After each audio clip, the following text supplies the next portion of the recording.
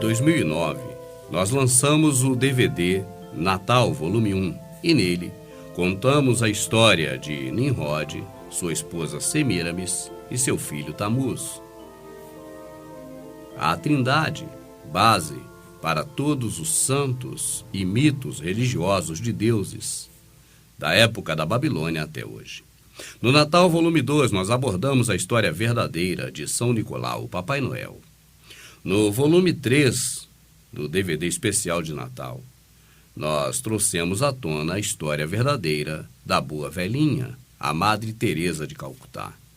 No Natal do ano passado, nós mostramos realmente quem é o novo e o velho, o Deus das portas, Jano, do qual se originou a homenagem do mês de janeiro.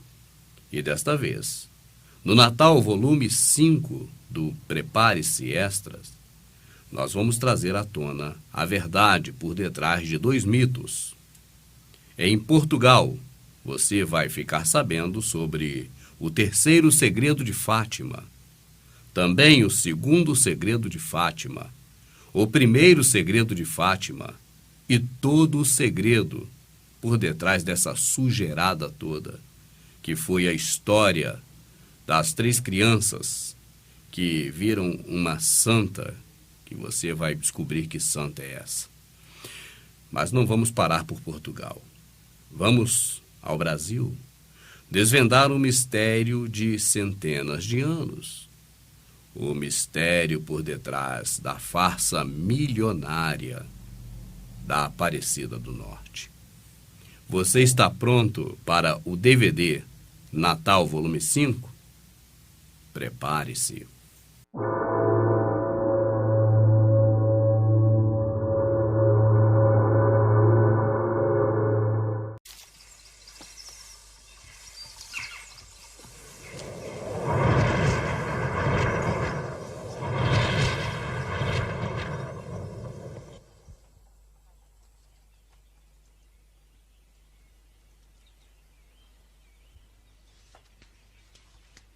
Não tenham medo.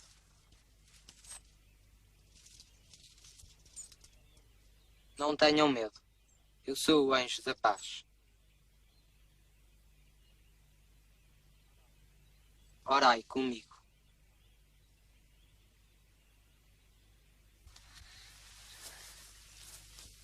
Meu Deus, Meu Deus, eu creio, adoro, espero e amo-vos.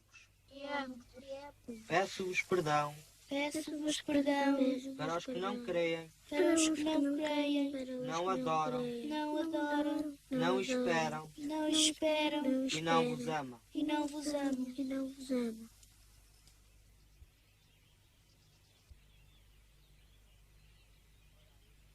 Orai assim. Os corações de Jesus e Maria estão atentos à voz das vossas súplicas. Onde tem riquezas, tem disputa pelo poder. E riquezas e poder são palavras que sempre estiveram ligadas ao Império Romano. Seja o Império Romano político, da época dos Césares, seja o Império Romano religioso, da época pós-Constantino, período da Igreja Católica do Vaticano. A briga por poder, justamente devido às riquezas, ela existiu no passado, ela existe no presente e vai continuar existindo enquanto a Terra existir. Em Portugal, nunca foi diferente.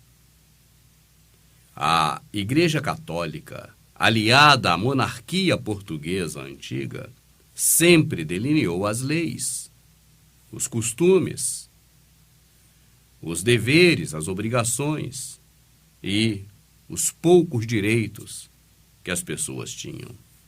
Esse namoro entre a Igreja Católica, o Vaticano, Roma, o Império Romano e a monarquia portuguesa durou até o período de um rei chamado Dom Carlos I.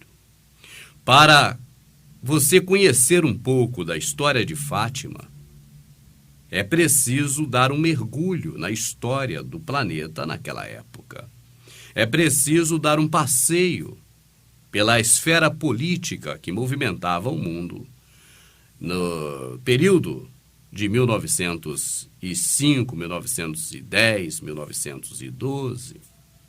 Nós precisamos conhecer o panorama político da época, porque conhecendo o panorama político do mundo da época e de Portugal, nós seremos melhores apresentados, de fato, ao que aconteceu em relação à aparição da Virgem de Fátima e também a atuação da Igreja Católica em todos esses fatos que ocorreram naquela época. Você não vai se surpreender, é claro, ao saber que a maçonaria esteve totalmente envolvida no processo. Também não será surpresa passar a conhecer a Carbonaria, uma sociedade secreta francesa que conspirou, inclusive, na época de Napoleão. A Carbonaria, uma sociedade de carvoeiros franceses, o nome pedreiros de um lado, ou seja, maçons, e do outro, Carbonaria, carvoeiros, também da mesma origem francesa. Essas duas sociedades secretas, elas se associaram no momento em que a borbulha política se acendia em Portugal. E agora era preciso uma torrente muito forte de águas da fé para poder apagar o fogo que inflamava o planeta naquele momento. Não se preocupe, você será introduzido na história. E eu vou aproveitar para pegar carona em um documentário da Igreja Católica que, é claro, tenta fantasiar e colocar em berço esplêndido o fato. Mas você já está bastante vivo e acordado da Matrix. Saberá assistir esta introdução do documentário católico e perceber que esta moeda tem duas faces. Gente de Portugal, soldados e marujos da Revolução, tudo que resta da guarnição do rei os entregou ou foi morto. Assassinato, revolução, o turbilhão de mudanças. Os nobres de Bragança dominaram Portugal durante séculos. Agora, com o rei Carlos morto, a república substitui a monarquia. Porém, mais que a mudança do governo, Portugal, um dos países mais católicos do mundo, ficou subjugado a uma corrente de perseguições. Os revolucionários vitoriosos encaravam a igreja como um inimigo. Havia apoiado o governo, precisava pagar o seu preço. Um ato entre vários foi o de exilar a mais alta autoridade da igreja, o cardeal Pedro. Buscavam mudanças sociais, objetivos políticos, mas havia muito mais em jogo. O que eles não viam era o próprio papel num desígnio emergente, um mosaico que se revelava no desencadeamento de eventos aparentemente não relacionados. Eventos que muitos acreditavam ter profundo significado para o mundo em geral. Peças desse quebra-cabeças incluíam um mundo em guerra, Rasputin, seu poder sobrenatural, sua morte violenta, a execução de Nicolau II, czar da Rússia, o massacre da imperatriz e de sua filha, a Revolução Bolchevista, Lenin e sua ascensão ao poder, e a estranha e bela experiência de 3 crianças.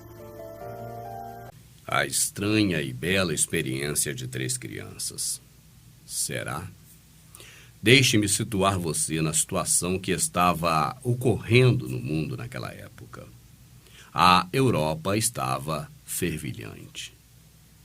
Dom Carlos I era o rei de Portugal. Ele foi o penúltimo rei na monarquia portuguesa, antes da ditadura, antes da república. E o que ocorria é que Portugal dominava alguns países da África, como Moçambique. E a maior potência mundial daquela época não era os Estados Unidos, era a Inglaterra. E os olhares da política mundial da época estava sobre Portugal, sobretudo porque Portugal havia saqueado diversos países, inclusive o Brasil, com esmeraldas, pedras preciosas e muito ouro. E agora o que acontecia é que diversos reis estavam, reis e dominantes do país, como os czares da Rússia, estavam de olho em Portugal. E Portugal, na época do rei Dom Carlos I, o país estava com a Igreja Católica extremamente fragilizada, dado a inúmeros casos de pedofilia por parte dos padres e falcatruas e contos de vigários dos padres católicos. Diga-se de passagem, o conto do vigário é um termo que nós conhecemos, mas que veio desta época, porque os vigários aplicavam golpes de todo jeito. E a Igreja Católica estava muito mal perante a sociedade. Existem livros e mais livros que você pode consultar na internet, que vai mostrar para você a fragilidade da Igreja Católica daquela época, em Portugal. Ela estava desacreditada. Ela havia feito vários compromissos com o governo, não só do rei Dom Carlos I, mas dos seus antecessores, e a população estava toda descrente da Igreja Católica. O domínio mítico que imperava ainda em muitos países naquela época, em Portugal, este domínio mítico que era exercido por parte da religião cristã católica estava enfraquecido. E eu penso que você que assiste os vídeos aqui, você que é pesquisador e que hoje tem uma fonte de pesquisas fantásticas que é a internet, procure ver o que eram os czares na Rússia. A palavra czar ou czar, em alguns idiomas, ela significa os Césares. Era a mesma coisa que César, do Império Romano. E era um cargo político, era um cargo humano, mas com características divinas. Era tipo alguma coisa ligada a pontífice, Deus na terra, faraó, esse tipo de coisa que você já sabe. E neste período mesmo em que nós estamos relatando, existia um camarada que ele excedeu a todo o conceito místico da época, chamado Rasputin. Para que você tenha uma ideia, no assassinato de Rasputin, ele foi envenenado 2 vezes, ele foi enforcado, ele foi fuzilado e afogado. Esta é a morte de Rasputin, porque de um jeito só não conseguiram matar um homem. Rasputin dizia-se tinha pacto direto com Rassatan. Ele era conselheiro da família real. Na Rússia, era um homem temido no mundo todo. A fama de Rasputin era muito maior do que os seus poderes fantasiosos e mirabolantes. Na verdade, mais tarde comprovou-se o porquê dele não morrer tão facilmente. Só para você ter uma ideia. Envenenado uma vez, a úlcera, que acabava por fazer com que seu estômago rejeitasse todo tipo de alimento, fez com que ele vomitasse todo o veneno que foi colocado na comida. Ele passou mal, mas não morreu. Dias depois, um pudim envenenado com cianureto foi o que desestabilizaria a saúde de Rasputin, mas não o matou. E mais tarde a ciência comprovou que sacarose e glicose misturada, combinadas, dão um reagente que elimina os efeitos desse tipo de veneno, e por isso ele não morreu ao comer o pudim envenenado. Levou vários tiros, e depois, quando o corpo foi retirado da água, comprovou-se que ele ainda caiu com vida, porque seu pulmão estava cheio d'água. Então foi uma sequência de sortes, vamos dizer assim, que fez com que Rasputin, mesmo na sua morte, ainda acentuasse a característica de divino. E ele, para a família real, Rasputin era como um anjo enviado dos céus, porque havia curado o príncipe lá da Rússia, que sofria de problemas o sangue não coagulava, o sangue ele era hemofílico. Então, atribuiu-se a Rasputin a cura do garoto e por isso ele ganhou poderes na Rússia. E Rasputin era a figura mais temida em Portugal. O povo de Portugal estava alvoroçado. Era Lenin de um lado, Rasputin do outro. Era as tentativas de invasão por conta da Inglaterra, por conta do olho da Inglaterra em Moçambique, nos países dominados pelos portugueses na África. E a desinformação da época, uma característica normal daquele momento, porque não existiam os meios de comunicações como hoje. Qualquer tipo de assunto virava um turbilhão na cabeça dos portugueses, e a Igreja Católica se enfraquecia a cada informação de guerra, porque também a Primeira Guerra Mundial estava começando o seu curso. E agora aquele povo estava desesperado. E havia já motivos para o rei Dom Carlos I estar muito atento, já que vários países estavam ameaçando invadir Portugal. Era um clima muito conturbado. O ultimato britânico saído após a Conferência de Berlim. A Conferência de Berlim pretendeu estabelecer a divisão e ocupação de África pelas diferentes potências coloniais. Nascia assim o Mapa Cor-de-Rosa, onde Portugal propunha exercer soberania nos territórios desde Angola a Moçambique. Todas as nações concordaram com o mapa, à exceção, surpreendentemente, do velho aliado, a Grã-Bretanha. A 11 de janeiro de 1890, era feito o ultimato britânico que exigia a retirada imediata das forças portuguesas entre Angola e Moçambique, nos atuais Zimbábue e Zâmbia. Portugal cedeu à Grã-Bretanha o que foi visto pelos portugueses como uma grande humilhação nacional. Uma enorme derrota para o novo rei Dom Carlos e para a monarquia, levando à queda do governo do Partido Progressista. Mas aí a revolta já era de todos os quadrantes políticos e sociais e não apenas dos republicanos. Você pode procurar muitas informações sobre isso na internet. Muitos livros foram escritos sobre este momento. Eu não vou me adentrar muito nesta questão para que nós venhamos a conhecer o que foi o milagre de Fátima, a aparição da Virgem Maria em Fátima. O que você precisa ter na mente é que naquele momento existia muito ouro em Portugal. O ouro levado do Brasil para Portugal ia todo para a igreja. E estavam de olho neste ouro. E o rei Dom Carlos I fez algo que deixou a Igreja Católica muito azeda com ele. Porque no momento em que os inimigos estavam querendo invadir Portugal, o rei Dom Carlos I teve uma ideia que desagradou o clero religioso. Embora o clero religioso católico da época fosse assim, com a monarquia portuguesa. Ele ofereceu para a coroa britânica uma parte do ouro de Portugal, que pertencia à Igreja Católica. Quando Portugal, em um período de poucos meses, recebeu a visita dos presidentes de vários países, interessados em uma fatia de ouro e de dinheiro da Igreja Católica, que já não conseguia mais ter aquele domínio mítico sobre as pessoas, o Vaticano precisou tomar uma medida estratégica.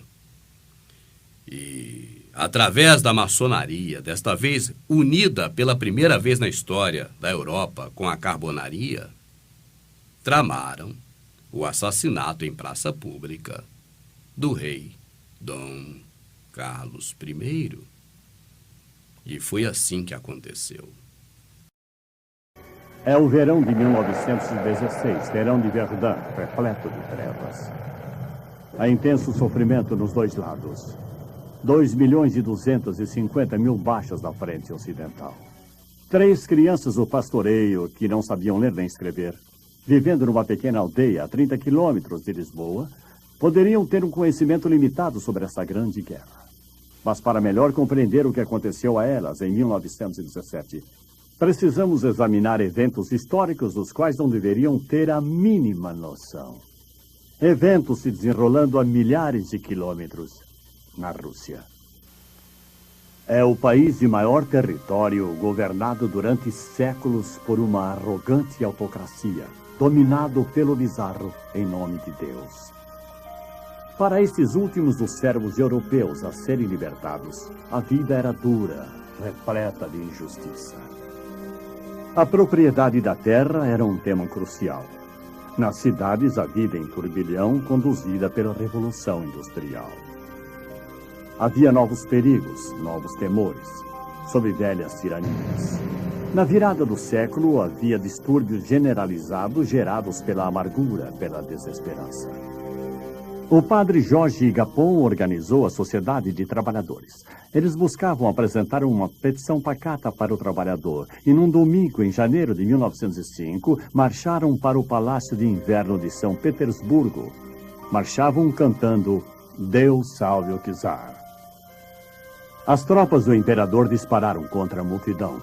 Centenas de pessoas foram dizimadas. Foi um domingo sangrento. Retratos do czar e as cruzes que carregavam caíram com elas. Outono 1905. Em seguida, uma greve geral na cidade. Um assustado Nicolau II concorda com a formação de um conselho legislativo. Teriam um poder limitado na configuração geral. O povo veria poucas mudanças em sua vida.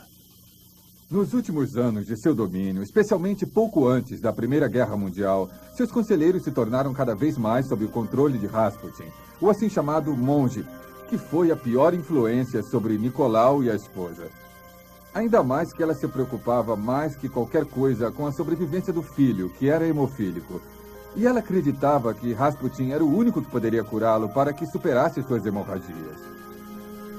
Então, consequentemente, o fato é que o governo se tornou cada vez mais sob o controle de Rasputin. Todos sabiam, fora da família do czar, que ele era um homem maligno. Não havia qualquer indício de que Rasputin tivesse qualquer escrúpulo e havia evidência de que ele estivera envolvido, mesmo quando ainda jovem, em vários cultos e ritos satânicos.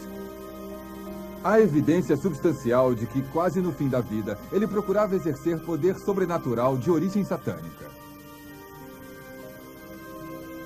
Ele é o caso mais claro de que tem o conhecimento na história, em que um homem que desempenha um papel histórico de destaque no momento crítico da história, há dados concretos que indicam que ele procurava exercer um poder originado do inferno.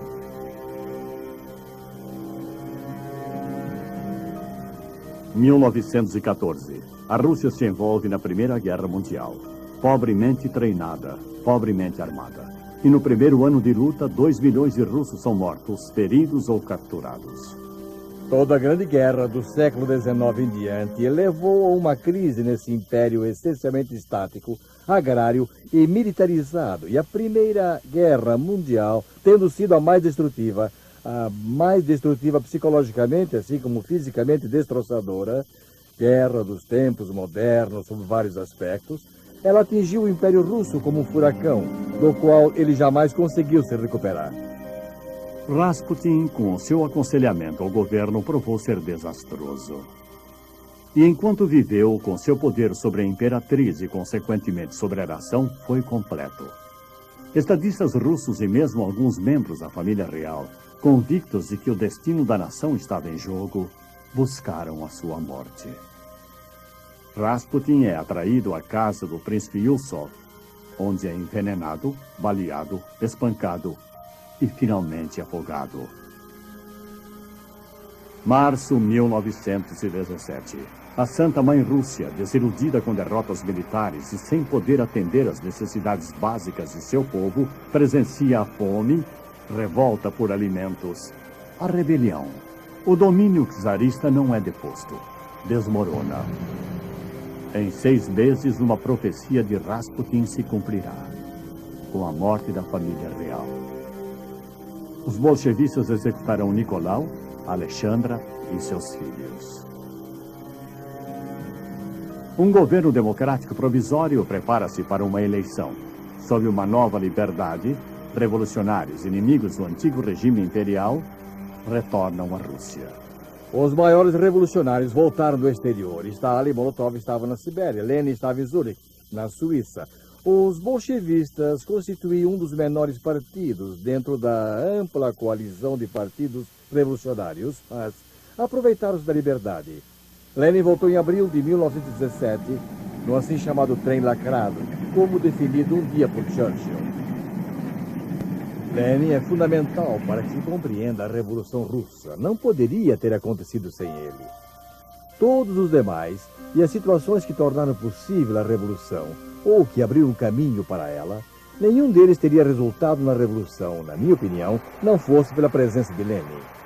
A presença de Lenin foi fundamental para que se destruísse a ideia do sistema que até então existira na Rússia. Ele conseguiu o seu objetivo criando um novo sistema que sobreviveu muito tempo.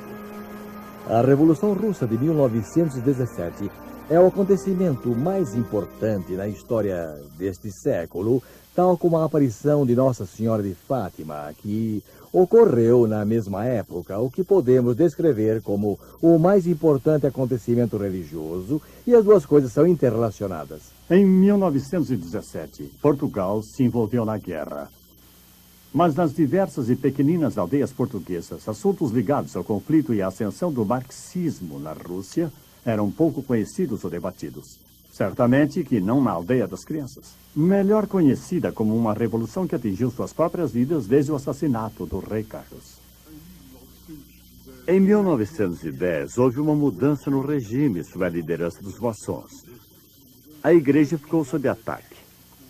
O novo governo prometeu que em 2 gerações terminariam com a religião e com a fé em Portugal. Esse foi o início da perseguição da igreja. Em Lisboa e em outras cidades, as liberdades da igreja cessaram. Centenas de padres e freiras foram presos ou exilados. Aqueles que permaneceram ficaram proibidos de usar seus hábitos. A missa tradicional católica de casamento não mais se permitiu. Os casamentos eram autorizados por contrato civil apenas. Os grandes mosteiros e abadias são convertidos em alojamentos e prédios governamentais. Nas cidades, as autoridades religiosas experimentam um reinado de terror. Na longínqua aldeia de Fátima, as condições são menos severas. Eles têm um sacerdote, o padre Ferreira. Vamos nos situando neste contexto. Vamos observando o clima político e social que estava imperando em Portugal naquela época. A população tinha um demônio na mente. Tinha um capeta chamado Rasputin. O medo daquela população era de que Rasputin traria para Portugal a guerra, traria para Portugal a fome, traria muita desgraça para Portugal. E o rei Dom Carlos I estava empenhado em buscar manter a ordem em Portugal, sempre aliado à Igreja Católica. Mas agora, com esta ideia de favorecer principalmente os ingleses, a fim de que Portugal não seja invadido, a fim de que o seu reinado não seja tirado, a Igreja Católica conspira, juntamente com os carbonados e a maçonaria. E a carbonaria, aliada à maçonaria, junto com a Igreja Católica, promove o assassinato do rei. A emenda saiu pior do que o soneto, porque agora, se a Igreja Católica foi uma aliada no complô, agora era vista como adversária. E o parlamento instaurado de forma fictícia, porque na verdade não era algo democrático, era na verdade um regime ditatorial, estava agora com seus olhares totalmente voltados para a Igreja Católica. É claro que no documentário que nós estamos assistindo paralelamente, por ser um documentário encomendado pela Igreja Católica, colocará agora os bandidos como aqueles que estão mantendo as coisas separadas da religião em Portugal. Estão dando liberdade ao povo realmente de decidir os seus destinos, de decidir a sua vida política, independente da influência mítica promovida pela religião. Mas estes são mal vistos pelo documentário que nós estamos assistindo paralelamente. Por quê? Porque o documentário foi feito sob encomenda do Vaticano. Ricardo Montalbán, o homem da Ilha da Fantasia, apresenta esse documentário. E é lógico que a ideia é fortalecer o mito do milagre de Fátima na cabeça das pessoas e tirar toda a culpa, todo o peso do Vaticano, de Roma e da Igreja Católica. Então nós estamos aqui fazendo um paralelo. A história que nós temos informações hoje através de livros que estão publicados na internet, de peças literárias, e comparando com o documentário feito a favor da Igreja Católica. E você vai juntando as peças por você mesmo e vai tendo uma visão mais ampla dos fatos. A realidade é que agora a aliada à Igreja Católica já não era mais interessante para o processo político de Portugal. E toda a força política que existia da Igreja Católica em Portugal foi extinta na raiz.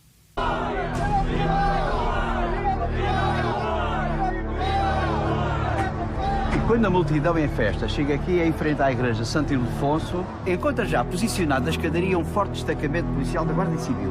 E aí, acaba-se a República. Completamente. E subitamente houve dois tiros vindos do lado da multidão. A Guarda Civil responde violentamente contra da fuzilaria, no qual resultam 12 mortos e 700 prisioneiros. É melhor sairmos daqui!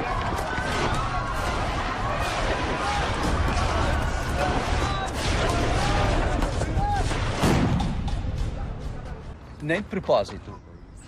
Há quem diga que o esparguete à carbonara foi inventado primeiramente a carbonária, mas isso não é certo. O que é certo é que a carbonara nasceu em Itália e que, em Portugal, ganhou importância a partir de 1896 com a influência de Luz de Almeida. A carbonara foi determinante na implantação da República. Os seus elementos pertenciam sobretudo à pequena e média burguesia. Tratavam-se por primos e eram ferozes críticos da Igreja. Bom, não sei se é o vosso caso, mas olhem, Deus vos abençoe e muitas felicidades. Vamos andando, até porque ainda temos que falar da maçonaria, que de certeza também foi importante para a implantação da República.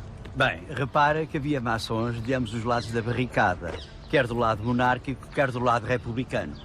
Havia, por conseguinte, um conflito interno que o grão-mestre da maçonaria, o Sebastião Magalhães Lima, que também fez parte da geração de 70 e foi fundador do jornal O Século, resolveu ao fazer prevalecer a corrente republicana. Mas esses maçons republicanos participaram na implantação da República?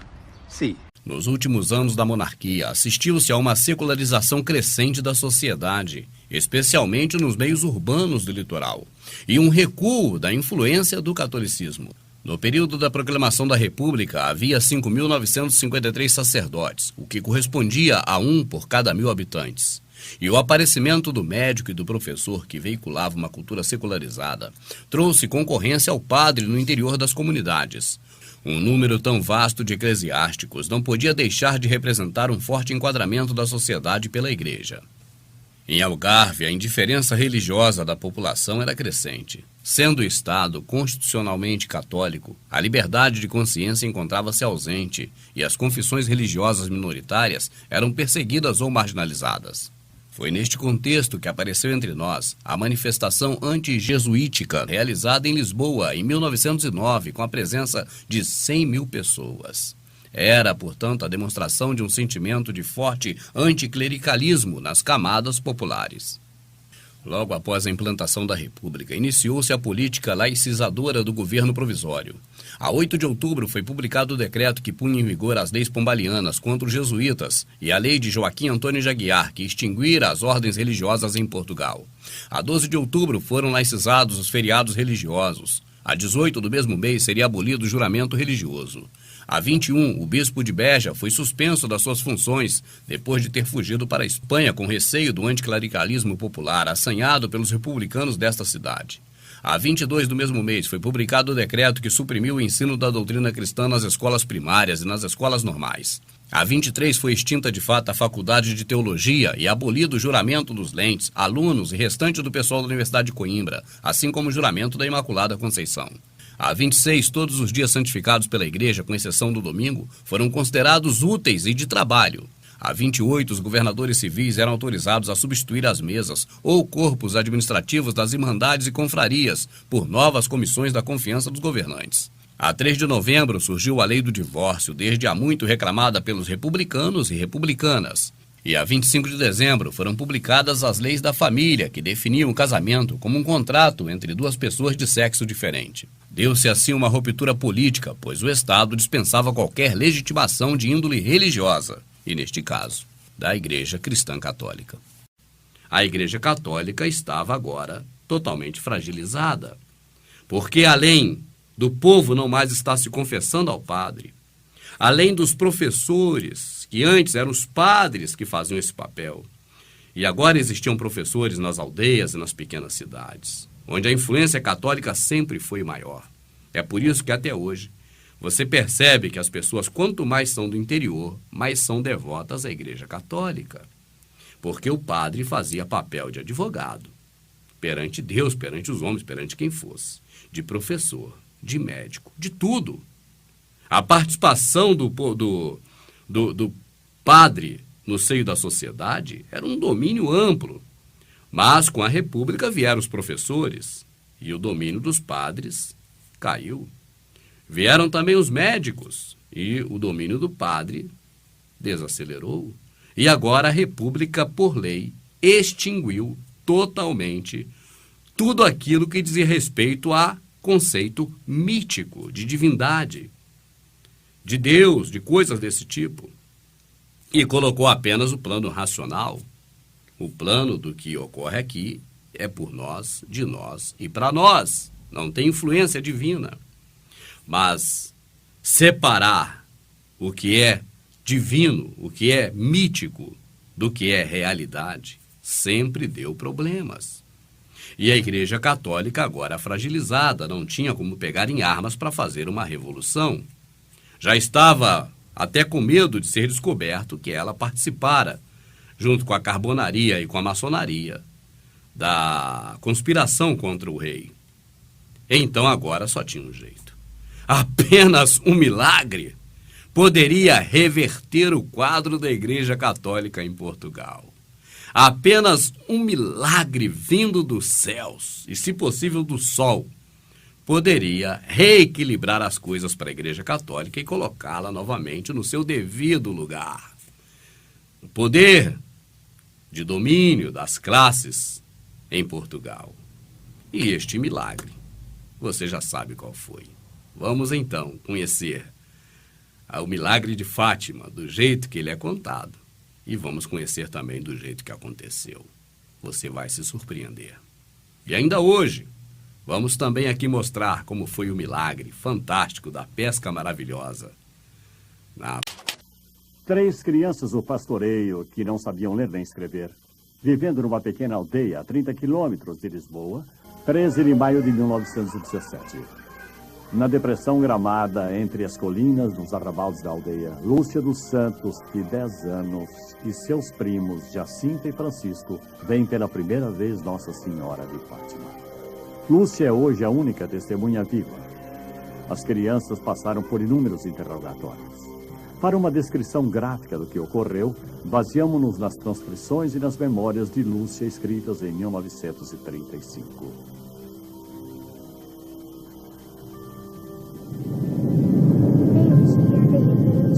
Vimos um relâmpago. Começamos a correr e de repente deparamos com uma bela moça. Com cerca de 16 anos, toda vestida de branco. Estava rodeada por uma brilhante radiação. Paramos a cerca de 1,5 metro de onde ela estava, sobre um pequeno monte verde. Ela falou: "Não tenham medo." Perguntei de onde ela vinha. Eu sou do céu, ela respondeu. Eu vim pedir a vocês que venham aqui durante 6 meses sucessivos, no 13º dia, à mesma hora. Então, direi quem sou e o que desejo. A bela moça então perguntou se as crianças aceitariam certas oferendas dos crentes e oferecê-las por sua vez a Deus, de modo que os pecadores se converteriam. Lúcia respondeu, sim, assim faremos. Foi-lhes pedido que rezassem um rosário todos os dias, pedindo paz para o mundo e o fim da guerra. Ela então começou a ascender serenamente, subindo para o oriente e desapareceu na imensidão do espaço. Francisco viu a aparição, mas não conseguiu ouvir o que foi dito. Jacinta viu e ouviu tudo, mas é a Lúcia, só ela, a quem a moça fala. E é Lúcia que diz aos primos para não contar a ninguém o que aconteceu.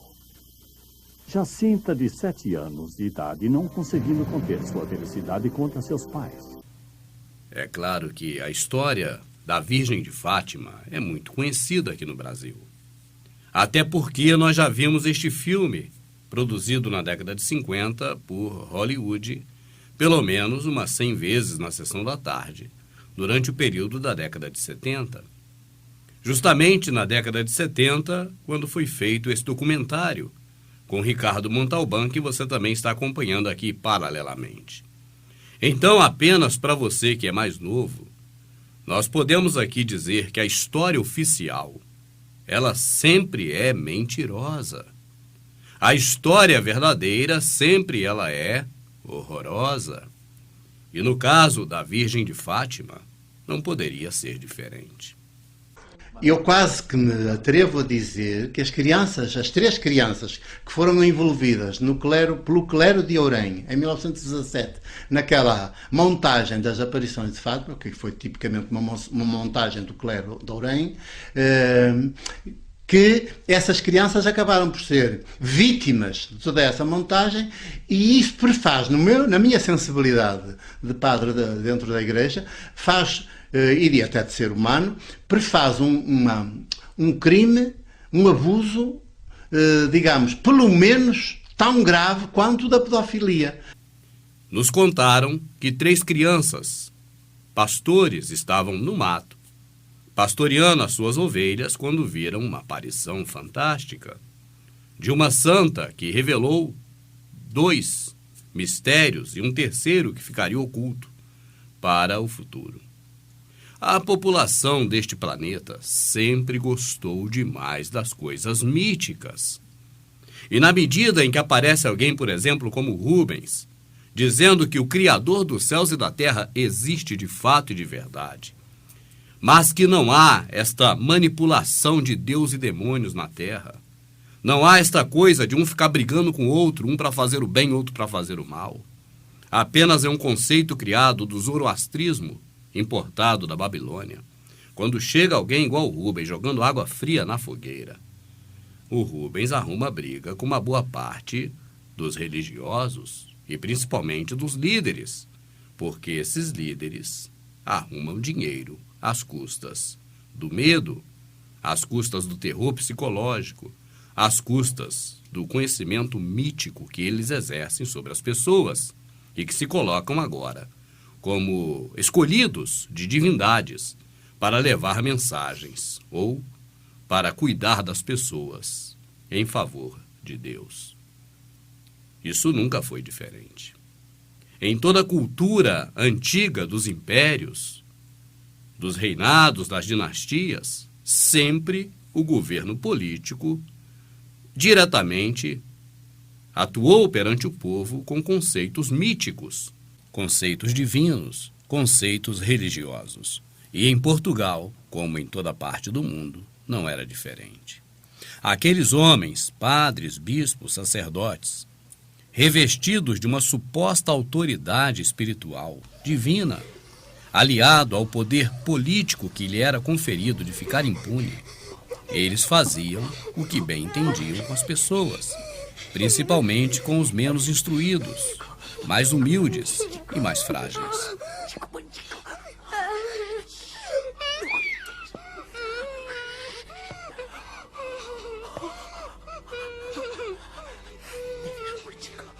Em Portugal era desta forma e, por um momento, isso havia sido abolido, porque a maçonaria, junto com a carbonaria, haviam extinto todos os poderes da Igreja Católica.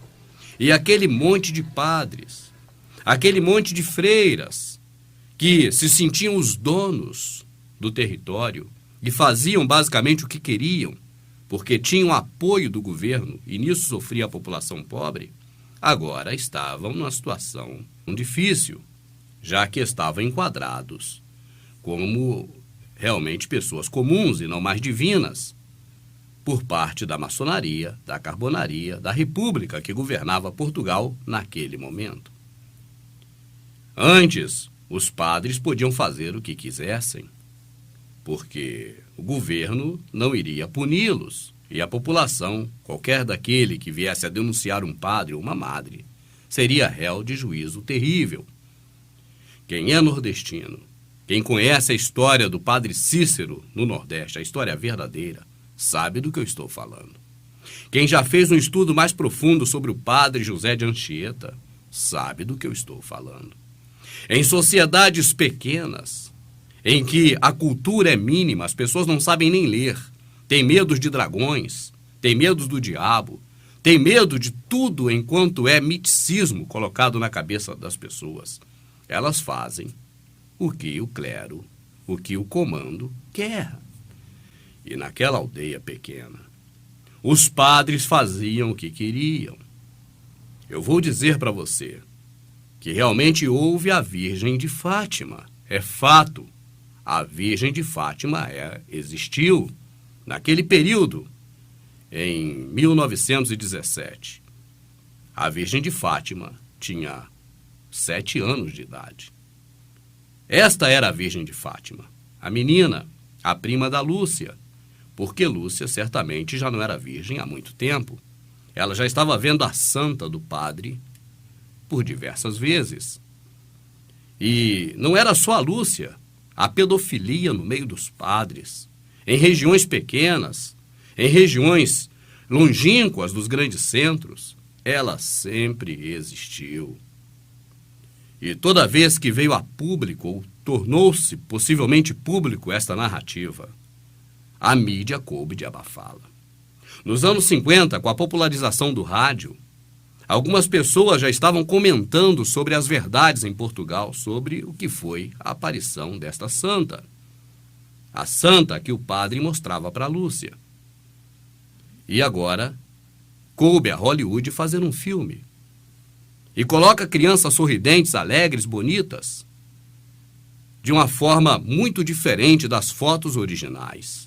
Quando você olha o rostinho da Lúcia na foto original, quando você vê o rostinho da prima da Lúcia, de 7 anos, quando você vê o rosto do rapazinho, do menininho, primo de Lúcia, você vê que a carinha deles mostra muito medo, muita incerteza, muito terror, porque agora a primazinha de Lúcia já estava na idadezinha também de servir aos caprichos do padre, do sacerdote e de todos quanto pudessem continuar fazendo as covardias que faziam, não só nesta aldeia, não só em Portugal, mas em várias partes do mundo, inclusive no Brasil. Sobretudo no agreste, no sertão, no campo, na roça, onde a Igreja Católica sempre teve essas práticas de pedofilia. E com a menina Lúcia não era diferente. Lúcia era abusada diariamente pelos padres. Mas agora os 2 priminhos viram algo que não deveria ter visto e não aceitaram também entrar para o rol que Lúcia já estava envolvida. E eles correm agora para contar para mamãe e papai. Estavam assinando a sua sentença de morte, porque desses 3, apenas Lúcia sobreviveu e envelheceu, já que Lúcia, maiorzinha, aceitou mentir e manter a mentira em favor de não haver torturas com seus primos e seus familiares. a inconsequência dos horrores todos que viveram, dos medos todos que os padres incutiram com aquele tipo de discurso, pelos chamados sacrifícios que passaram a fazer, pela conversão dos pecadores, porque as imagens que na pregação davam do inferno eram tão horríveis e que impressionavam tanto a mente e a consciência das crianças que elas nem dormiam perturbadas, preocupadas com os pecadores, com a salvação dos pecadores. E então faziam sacrifício toda a hora em feitio, não comiam, não bebiam água em pleno verão. Quando veio a pneumónica, poucos meses depois das chamadas aparições, a pneumónica levou imensa gente, também levou aquelas crianças que estavam demasiado fragilizadas, não puderam resistir. A Lúcia sobreviveu porque era mais velha e não era tão sensível à história da conversão dos pecadores, e talvez ela tivesse percebido que tinha sido ali um teatrozinho que tinham montado. Depois, tem outra agravante, para lá da morte dos dois irmãos, tem depois, como sobreviveu a Lúcia, a adolescente, em vez de pôr fim àquilo tudo, porque a senhora de Fátima, afinal, não valeu às duas crianças, elas morreram da pneumónica. Como é que depois anda a querer implantar uma coisa, a dizer que se vai ali fazer milagres e curar os doentes, quando os próprios dois supostos videntes morreram? Ela não os protegeu aos seus próprios. Então, em vez de soltarem a menina, a Lúcia sobrevivente, para ela fazer uma vida normal, não, encurralaram-na, encarceraram-na por toda a vida. Isto é uma coisa hedionda, é um crime. As crianças foram severamente punidas. Tudo em nome de salvar a humanidade da guerra. É a história que se contou. Pagavam penitências, eram castigadas, e tudo isso para não revelar ou não contar para mais ninguém a verdade do que estava acontecendo naquele local onde a Santa do Padre aparecia para Lúcia. É uma história terrível, mas a história oficial, esteja certo, ela sempre será mentirosa. A história verdadeira é horrorosa. Anos 50, cresce a mídia. A possibilidade do mundo conhecer a verdade agora é iminente. Cabe a Hollywood fazer um filme. Anos 70, divulgação mais ampla. Cabe agora, novamente, Hollywood a fazer um documentário com Ricardo Montalbán, que era muito famoso pelas suas participações em Guerra nas Estrelas, Jornada nas Estrelas e A Ilha da Fantasia. Ele agora vem contar uma história fantasiosa, para deixar na cabeça das pessoas não a imagem verdadeira das crianças que você observa. É muito diferente da imagem hollywoodiana dos meninos atores do filme de Hollywood. É uma história terrível. Mas o que a Igreja Católica faria, então, para poder reverter o seu quadro político e reassumir novamente o seu posto de comando das massas populares ao lado da política, ao lado do governo, como ainda é hoje em Portugal, no Brasil e em várias partes do mundo? Em 1930, Lúcia já está com, se ela tinha 10, em 17, em 30, ela tem mais 15 anos quase, já estava com quase 30 anos. No filme, na leitura da carta de Lúcia, há uma manipulação. Você ouve a voz de uma criança lendo a carta, como na verdade seria uma adulta, mas o filme foi feito para te manipular. No filme aparece os pais das duas crianças, que foram mortas logo depois, e deu-se a morte delas a um fato mentiroso de pneumonia, enquanto na verdade elas foram assassinadas para não contar a verdade, para não espalhar a verdade, porque quanto mais essas crianças cresciam, mais o trauma e os castigos da igreja as perturbavam. Então resolveram matá-las de uma vez, e atribuiu-se a uma pneumonia. Mas Lúcia, ela faz uma narrativa numa escrita que até hoje não se sabe se foi autêntico ou apenas teve a assinatura dela, dizendo que tudo aquilo foi a aparição de uma santa, uma senhora, um milagre. E a Igreja Católica, até a década de 30, desde 17 até 30, não se publicava, nem se falava da aparição de santa, mas o milagre era o sol. E por que o milagre era o sol e não a santa? Só depois da carta de Lúcia, da década de 30, é que veio ser a santa que aparecia para elas. porque não tinha como comprovar que aquilo era um fato verdadeiro. Mas o milagre, em que pelo menos 70 mil pessoas assistissem e presenciassem, esse seria um fato que realmente sensibilizaria a opinião pública de Portugal e tornaria o prestígio da Igreja Católica que ela tanto necessitava em um período conturbado da política não só nacional de Portugal, como mundial. O que se fez? A Igreja Católica, o Vaticano, teve a ideia de inventar de que havia um segredo a ser revelado pela Virgem de Fátima, com dia e horário marcado, e ele viria do sol. Naquele dia choveu muito, e a população toda foi para o local combinado esperar o milagre do sol. E as pessoas estavam ali esperando justamente um milagre, elas queriam ver um milagre, e o milagre aconteceu. Em meio à chuva, o sol apareceu. É um milagre fantástico que ocorre sempre no verão. Você vê sol e chuva, costumou-se até dizer casamento de viúva, por causa do sol e da chuva.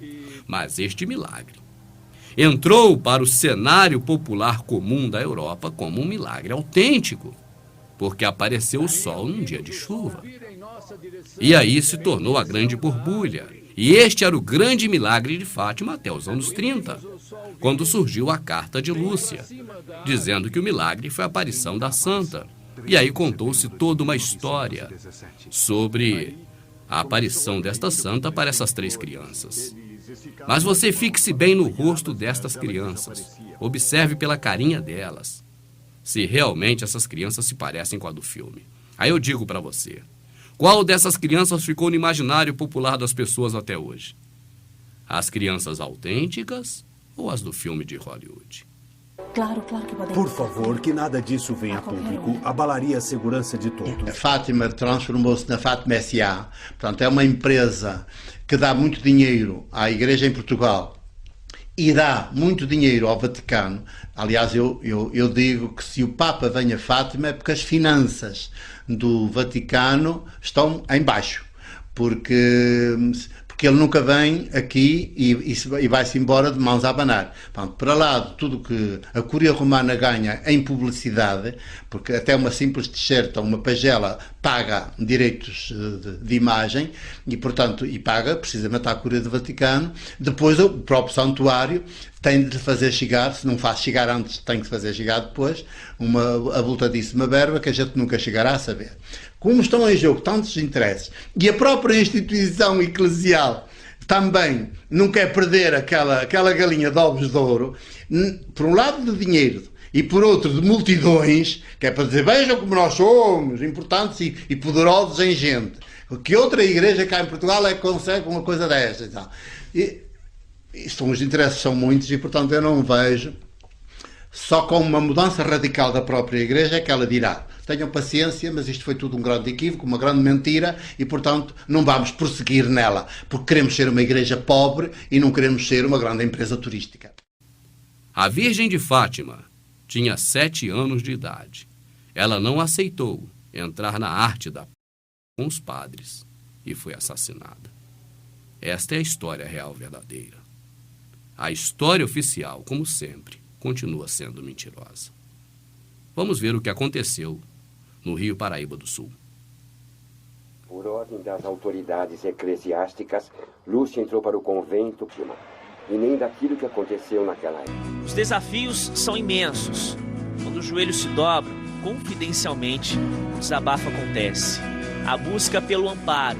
Próximas à pequenina imagem, milhões de mãos se apoiam, como se pedissem a Nossa Senhora Aparecida para conduzi-las nas suas necessidades.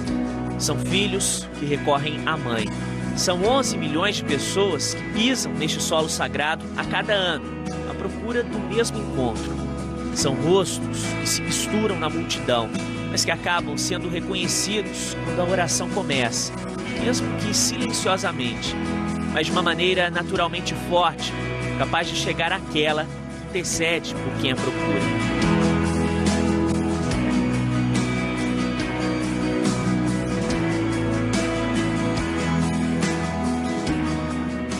De poucos peixes, o sinal da fé submerso nas águas escuras, praticamente infértil, para alimentar quem procurava o que comer. Num barquinho simples, 3 pescadores, esperançosos a cada puxar da rede, procuravam peixe, mas acabaram pescando o milagre. O corpo de uma imagem da Imaculada Conceição havia sido encontrado, faltando a cabeça. Eu sempre me pergunto, por que o pescador não jogou de volta no rio um pedaço de imagem? E depois, ter encontrado a cabeça da imagem de Nossa Senhora num rio tão caudaloso, a cabeça da mesma imagem. Aí ele viu Deus se manifestando. É preciso ter olhos de fé para nós compreendermos Deus agindo em nossa vida. O pescador soube fazer isso, como os romeiros que passam por Aparecida, quando vêm trocar olhares com Nossa Senhora. E foram os olhos daqueles homens os primeiros a testemunharem o impossível. No próximo puxar da rede, apareceu a cabeça, que se encaixou perfeitamente no corpo. E, milagrosamente, as próximas pescas naquele rio foram fartas. Nossa Senhora, a Aparecida nas águas, iniciava ali a sua intercessão pelos brasileiros.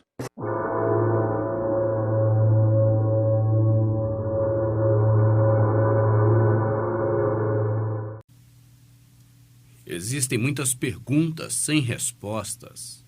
Quando nós paramos para pensar, pelo menos pensar, colocar a cabeça para funcionar sobre a questão da Santa Aparecida no Rio Paraíba do Sul.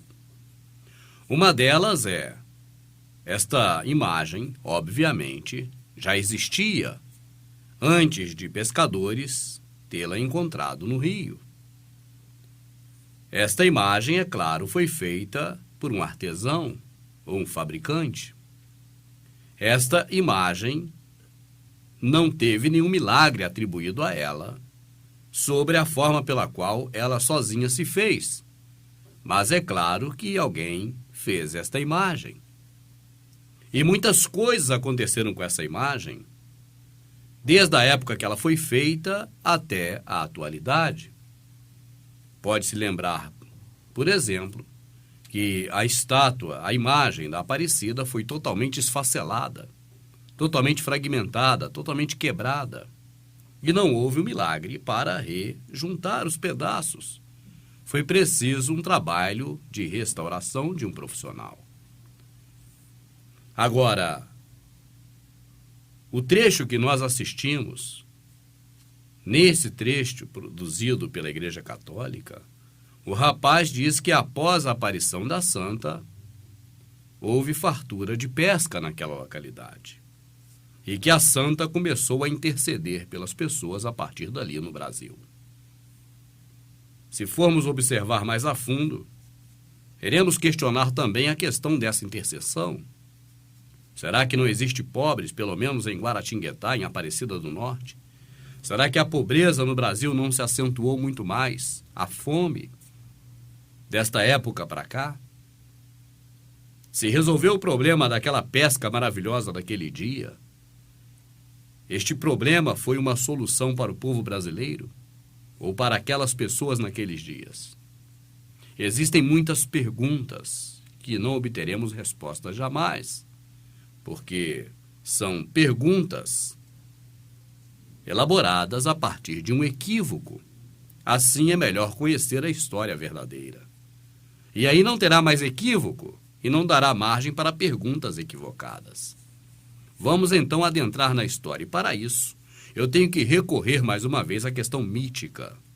Porque o que é mítico existe para os poderosos tomarem dinheiro dos incautos. O que é mítico serve para quem comanda continuar comandando e melhor comandar os comandados. O que é mítico tem muito valor na mão de quem é malandro, de quem é mais esperto. E é um instrumento poderosíssimo. São algemas para aprisionar aqueles que não têm muito condição de raciocinar ou que preferem não raciocinar, mas preferem cegamente atender a um apelo sob o título de fé. Vamos ver o que aconteceu nessa história toda a partir de agora. Os fatos reais, o que ocorreu. E isso não é só algo que você vai ouvir do Rubens. Existem livros falando sobre isso e você pode pesquisar. Mas eu quero então chegar na questão mítica, do miticismo, para que você entenda sobre a figura da imagem. Vale lembrar, e você já sabe, que toda divindade existente no mundo hoje e em todo o tempo é uma réplica de Semíramis. Semíramis, a rainha do céu. Semíramis, a mãe de Deus, a mãe de Nimrod, a mãe de Tamuz. Semíramis, a Nossa Senhora, assim chamada, porque Nimrod, seu marido, é o nosso Senhor. Senhor, Baal, é a mesma palavra. Situado? Então saiba do seguinte, existem várias expressões de Semíramis, e uma delas é Vênus, a deusa romana Vênus, ligada a sexo, ligada a desejo, a prazer sexual, a órgão sexual e coisas relacionadas a sexo. E na esfera católica dogmática, Vênus foi concebida como Nossa Senhora da Conceição. O que é a Nossa Senhora da Conceição? A Nossa Senhora é Semíramis, a mãe do céu, a Virgem Mãe do Céu. Conceição vem de conceber, concepção, e o dogma católico diz que existe a Virgem Mãe do Céu, e neste caso, uma representação de Vênus, ou Semíramis. E ela recebe o nome em uma certa imagem de Nossa Senhora da Conceição, porque foi concebida, Conceição, conceber, sem pecado original. A figura principal de Nossa Senhora da Conceição é essa que você está vendo. Ela se parece, não por acaso, com o órgão sexual feminino. E se você observar bem a imagem da Aparecida, sem a capa, que foi colocada muito tempo depois, do período da sua descoberta no Rio, ou do seu achado, você verá que a imagem original da Aparecida, ela é idêntica à imagem da Nossa Senhora da Conceição. A Virgem sem mácula, imaculada, Vênus, Semíramis, os babados, que hoje são poucos vistos na imagem da Aparecida, até porque a imagem foi restaurada e está bastante gasta, mas dá para perceber que é a mesma imagem da Nossa Senhora da Conceição e que descreve o órgão sexual feminino. Isso é o de menos. O que nós estamos dizendo para você é que a imagem da Aparecida, ela já existia antes do dia da pesca, antes do momento da falcatrua, da mentira, do golpe, da safadeza que armaram, a fim de... E dessa vez não foi de iludir muita gente. Não é exatamente como a história de Fátima, mas apenas porque existiu alguém que achou que poderia se dar bem. Uma pessoa achou que poderia se dar bem. Tanto que esta parte aqui do nosso trabalho poderia não ser chamada de Aparecida, Santa Aparecida, Aparecida do Norte, alguma coisa desse tipo. Mas poderíamos chamar de o padre que queria ser bispo. E a história começa assim. Por favor, faça saber à senhora Condessa de Vimieiro que eu, João Prado Martins, morador na Vila de São Paulo, quero passar à povoação da Vila de São Francisco, chamada Taubaté. O suplicante é casado, com filhos e família, e não tem terras para fazer seus mantimentos. E pelo que, pede à senhora Condessa lhe dar meia légua de terras em Guaratinguetá. Eu, como loco-tenente da senhora donatária, recebo e despacho favoravelmente seu pedido de datas de terras margens do rio Paraíba. Daqui vamos irradiar povoações por todo o sertão deste grande vale. Neste clima, com essas terras e aguadas, vamos abrir fazendas e roças. Oh! Adeus! A nossa história, que é a verdadeira e horrorosa, porque a oficial, você sabe, é mentirosa. Isso não muda, é sempre assim, eles reescrevem a história. Mas essa história horrorosa, ela começa em 1717. Nós temos que reportar a época para que você se situe. Nós não estamos em uma sociedade como a atual. Nós não estamos em um regime governamental como o atual. Nós estamos em um período em que o Brasil é colônia de Portugal. O rei se chama Dom João V. E O local que nós vamos destacar para efeitos deste conhecimento é a capitania de São Paulo, também a capitania de Minas Gerais e também um pouco da capitania do Rio de Janeiro. A capitania de São Paulo e Minas Gerais, nesta época do reinado de Dom João V, era comandado por Dom Brás, um governante que havia sucumbido às roubalheiras dos frades e bispos e padres da Igreja Católica nos ouros, nas minas de ouro em Minas Gerais, e que havia prometido mundos e fundos com as bandeiras dos bandeirantes, Fernão Dias Paz e Raposo Tavares, e havia frustrado o rei de Portugal. O rei de Portugal agora estava então injuriado, porque o ouro já não estava mais indo como antes, do Brasil direto para Portugal e dali para o Vaticano, porque na verdade era tudo para o Vaticano. E o Vaticano apertava o rei de Portugal, porque os frades, os padres em Minas Gerais estavam levando o ouro que deveria seguir para aquele país. A incompetência do governador de São Paulo e Minas Gerais, o Dom Brás, fez com que Dom João V, o rei de Portugal, enviasse para o Brasil um substituto. E esse substituto chegou em setembro de 1717 em São Paulo. Era Dom Pedro de Almeida, o conde de Assumar. Ele viria para São Paulo e estava chegando para colocar ordem na casa. O poder do padre naquela época era muito grande. E, revestido deste poder, os padres estavam fazendo o que queriam, principalmente, como já disse, em Minas Gerais. Ele deveria agora destituir aquele clero religioso e eleger novos bispos e chefes da Igreja Católica na região de São Paulo e Minas Gerais. E é neste âmbito que nós vamos conhecer a história do Padre Vilela. O Padre Vilela é o pai da criança. E foi aí que apareceu o padre. Que padre? O que primeiro contou a história da santa, Aparecida nas Águas. E o nome dele? Meu xará. É, pai? Padre José? Padre José Alves Vilela, vigário de Guaratinguetá.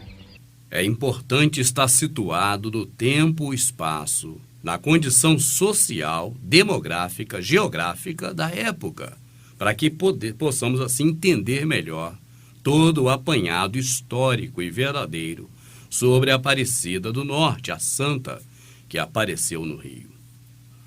Nesta época, não existiam cartórios fazendo documentos para as pessoas, e os padres por todo o Brasil eram responsáveis por casar as pessoas na igreja. Casado na igreja, a pessoa estava casada também para o governo. Quando nascia uma criança, não se registrava, se batizava, e a Igreja Católica tinha um papel jurídico mais acentuado do que hoje naquela sociedade. É bom levar isso em conta.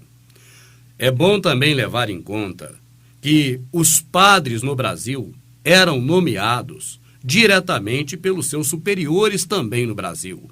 Mas os bispos que tomavam conta de uma região, e neste caso de uma capitania, por exemplo, o bispo de São Paulo, ou o bispo do Rio de Janeiro, o bispo da região, que englobava às vezes 2, 3, 4 estados, este era nomeado exclusivamente pelo rei de Portugal. É bom ter essas coisas no entendimento, para que você possa então visualizar o clima da época. Hoje, de São Paulo para o Rio de Janeiro, você pode ir de ônibus, de avião, de carro, pode passar pela Dutra. Mas antes não existiam rodovias nem estradas. As vias de acesso eram os rios, e o Rio Paraíba do Sul era a via de acesso não só para o Rio, mas também para Minas Gerais. Então você já está entendendo. Um outro aspecto que é bom que nós venhamos a nos situar nele antes do decorrer da história real, verdadeira, horrorosa, é que, nesta época, o principal recurso que o Brasil tinha de interesse a Portugal era ouro e pedras preciosas. E na época de Fernão Dias Pais Leme, este homem saiu desbravando as matas, rompendo as matas e criando cidades ao longo do caminho percorrido. E como já disse, para percorrer este caminho, ia-se pelo rio. Assim existia a cidade de Guaratinguetá, uma cidade que nasceu do desbravamento desses bandeirantes, como Fernão Dias Pais, como Raposo Tavares, entre outros. E era uma cidade pequena, era uma cidade minúscula, entre o estado de São Paulo e o estado do Rio de Janeiro. E o que aconteceu é exatamente que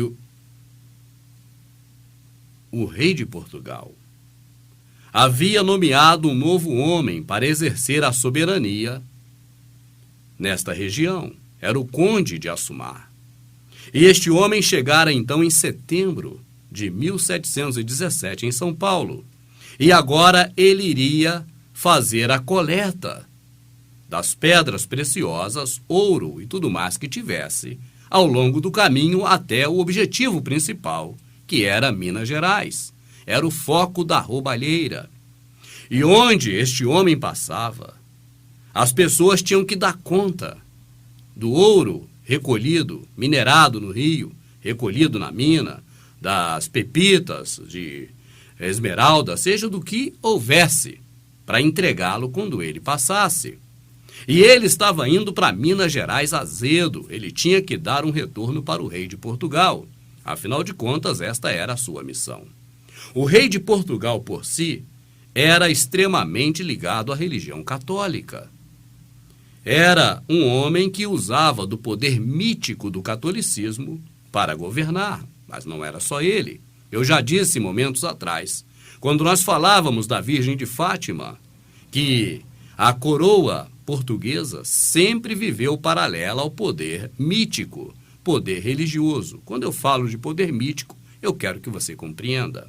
É um poder subjetivo que não existe, mas que é colocado na cabeça do gado como algo real e verdadeiro, em que há uma atuação dos deuses, ou de Deus, ou de seja quem for, na vida cotidiana das pessoas. Este é o conhecimento mítico. E aí abro mais um parênteses, eu, Rubens, muito particularmente a minha amadinha, nós cremos na existência do Criador dos céus e da terra, mas cremos nele exatamente como dizem as Escrituras, principalmente através do Salvador, que é bem diferente do que a religião nos ensinou. Mas feche o parênteses.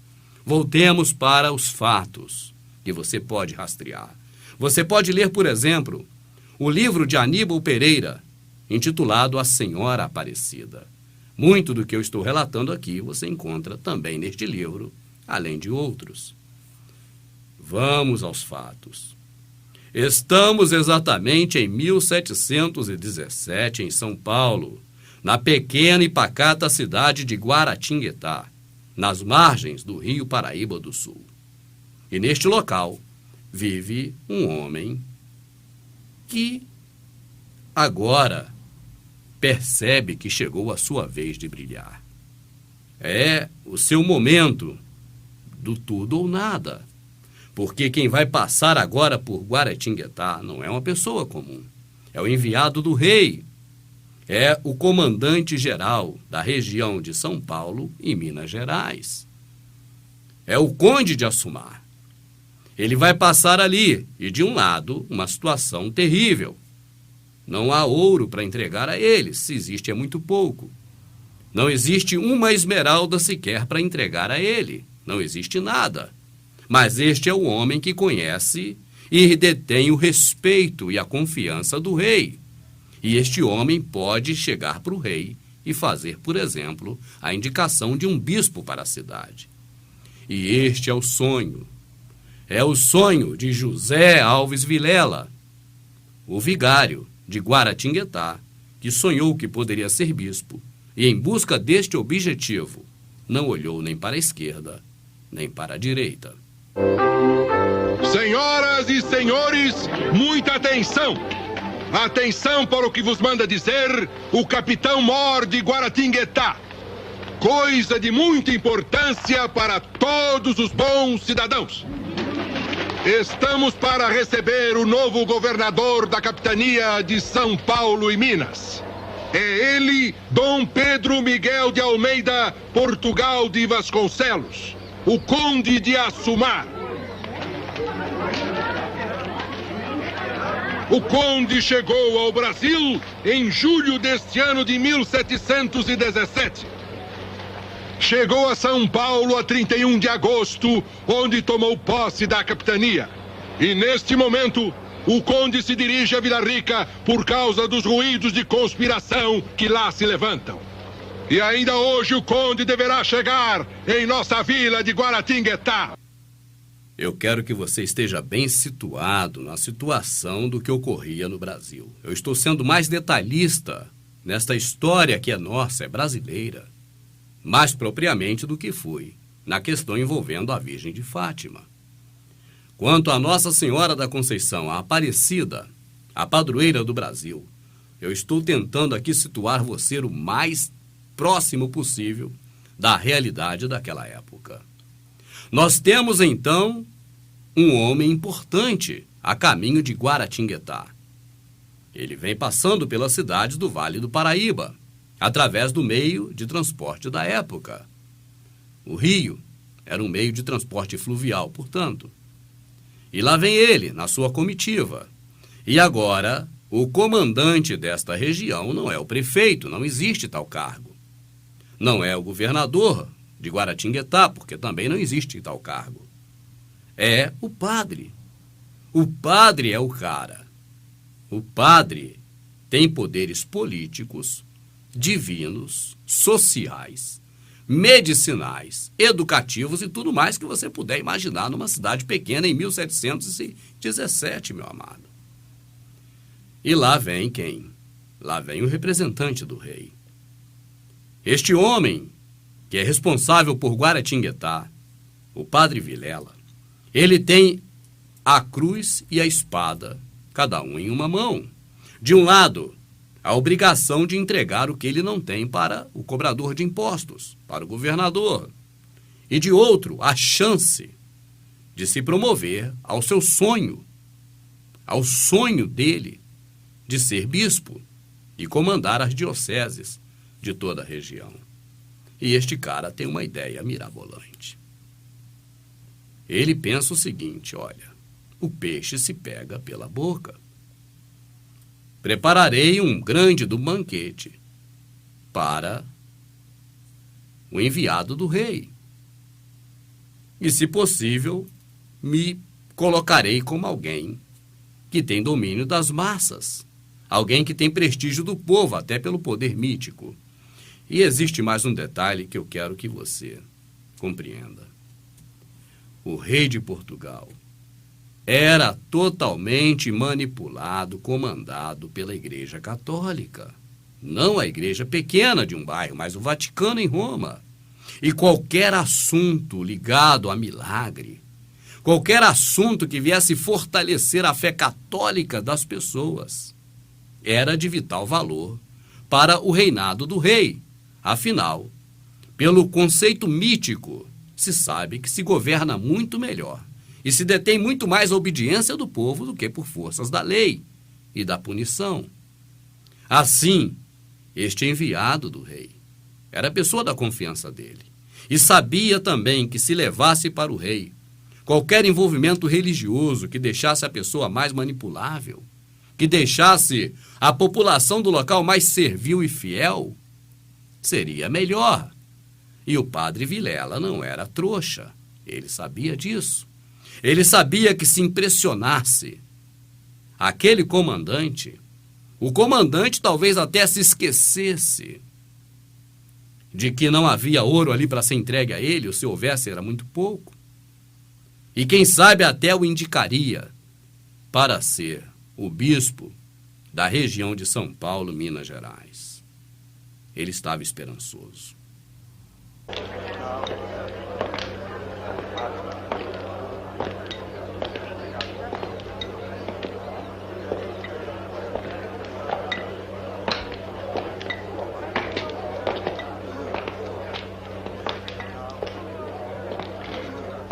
Alteza, vejo que esse ilustre tocador lhe chama a atenção.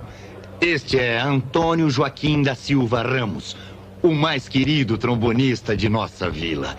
Se quiser, Alteza, ele pode tocar até com os dedos dos pés, mas essa exibição ele fará logo mais em sua honra na vila.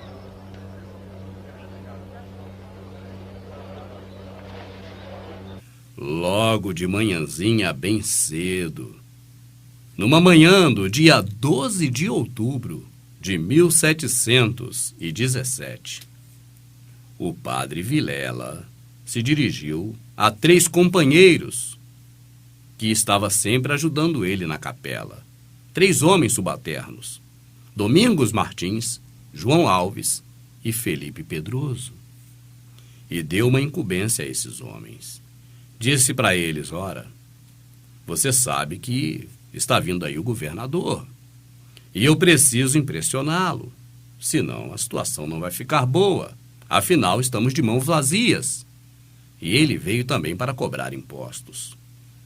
Daqui ele segue para Minas Gerais. A estadia dele é curta e nesse período nós temos que fazer um banquete para esse homem.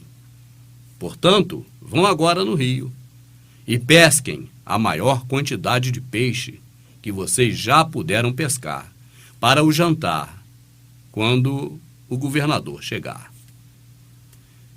Aqueles homens foram para o rio e botaram suas redes na água e esperaram e jogaram a tarrafa e fizeram de tudo porque era um caso de vida ou morte. Eles tinham que pegar bastante peixes e não era nada demais pegar peixe, já que a principal atividade econômica daquela cidade era a pescaria. Você pode ler nos livros sobre esta informação de que a agropecuária ou agronomia era mais fraca do que a pesca naquele momento em Guaratinguetá, porque o rio ali tinha muito peixe e era algo comum pescar em abundância naquele rio. E os homens foram e fizeram a pesca.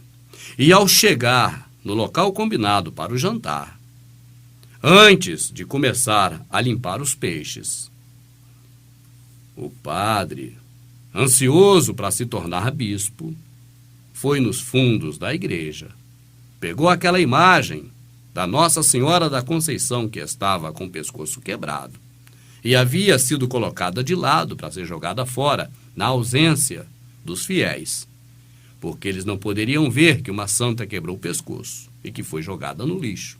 Ela estava ali para o momento mais oportuno.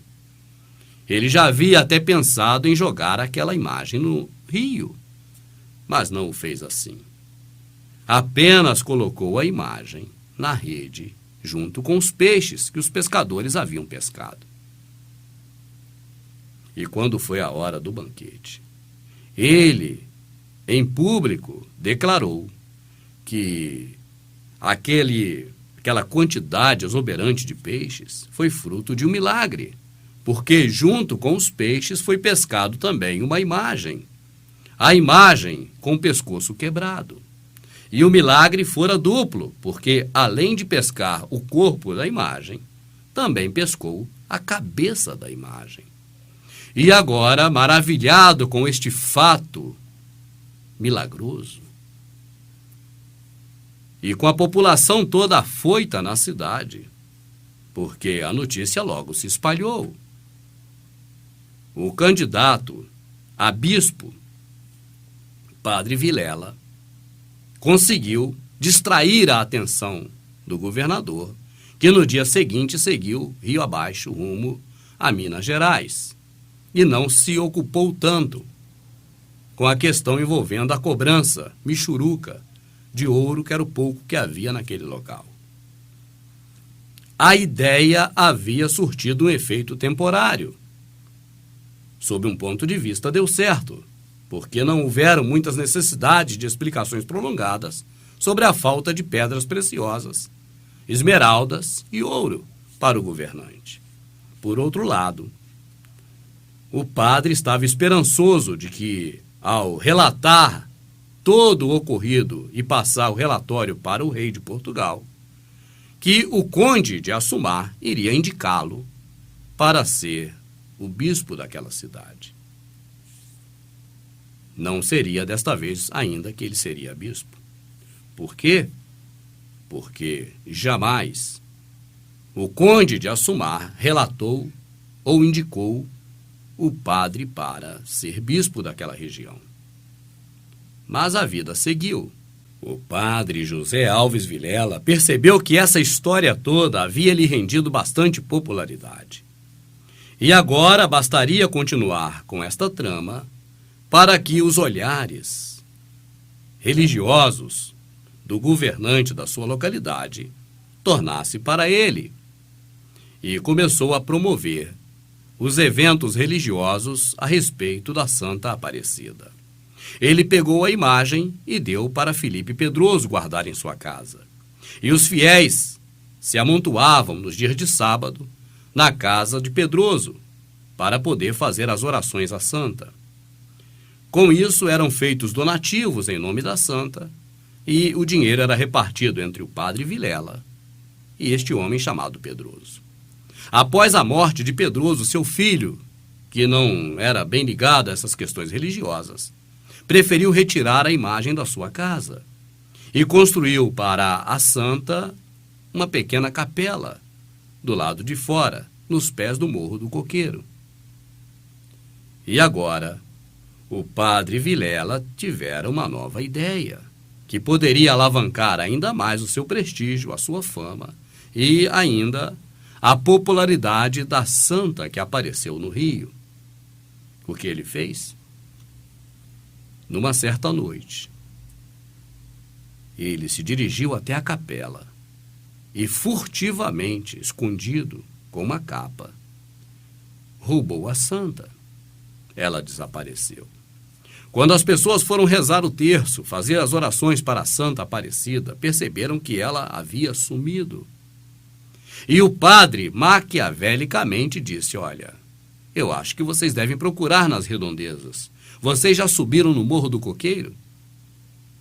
E as pessoas, ao subir no Morro do Coqueiro, encontraram a santa nos pés de uma pedra.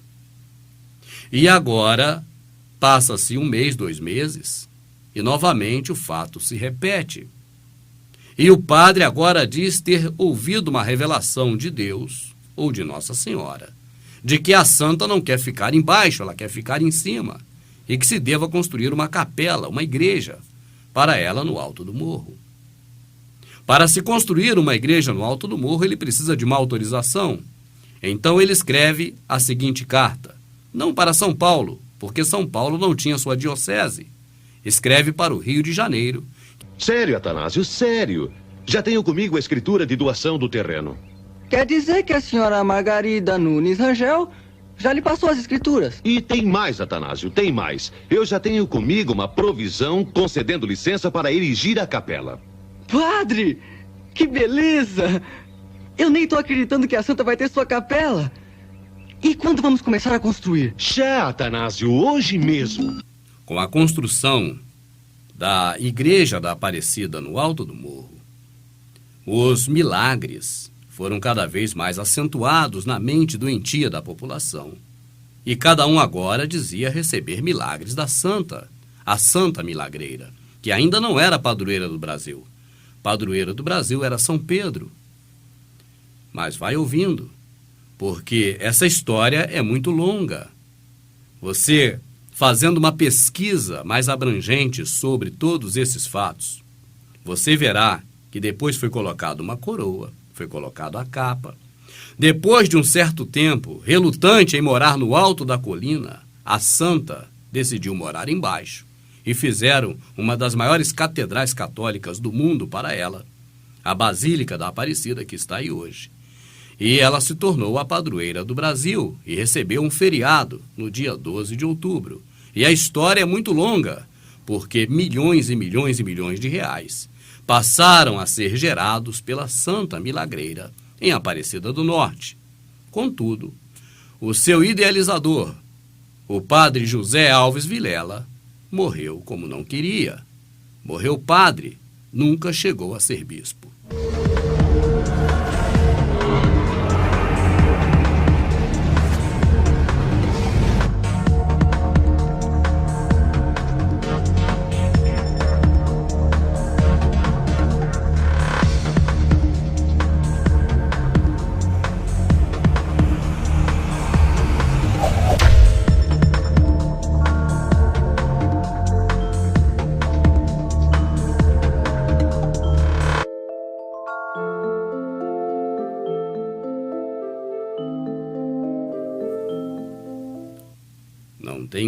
interesse, eu, Rubens, de macular a fé de qualquer pessoa no Criador Altíssimo, soberano dos céus e da terra.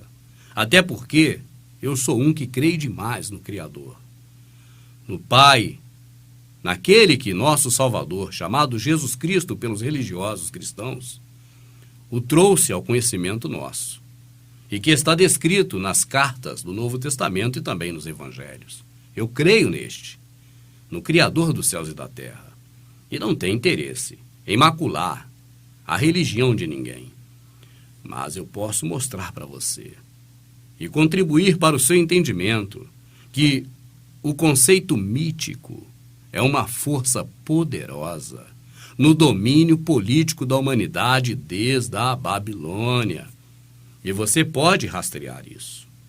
Assim, eu tenho trago aqui, nos especiais de Natal, na verdade, uma desmistificação em torno da lente da verdade de fatos que ficaram no imaginário popular como algo atribuído a questões divinas durante muito tempo. E hoje, neste especial Natal Volume 5, nós abordamos uma crença em Virgem de Fátima, uma crença portuguesa e também uma crença brasileira, na Nossa Senhora da Conceição, a Santa Aparecida, que na verdade você percebe pelos fatos originais e reais que só ficou no imaginário popular. Não houve nada fora do eixo da normalidade ou nada de sobrenatural no envolvimento sempre ligado a poder e política, que sempre norteou os rumos da igreja. Então você que é católico, eu peço que reflita, porque nos ensinaram muitas coisas que na verdade não estão de acordo com a realidade da história. E também aproveito para dar um recado para você que é protestante, que se alegra, bate palmas, fica eufórico quando ouve alguém falar coisas da Igreja Católica e que você sabe que são para você apenas coisas tolas. E eu não vou dizer que não seja, pois são. Eu concordo. Mas eu preciso dizer para você que é evangélico, que também você está no mesmo barco. Vocês evangélicos são filhos da mesma mamãe, a mamãe católica. Têm os mesmos hábitos, só que com nomes diferentes. Seguem os mesmos deuses, fazem as mesmas práticas e desagradam o pai do mesmo jeito.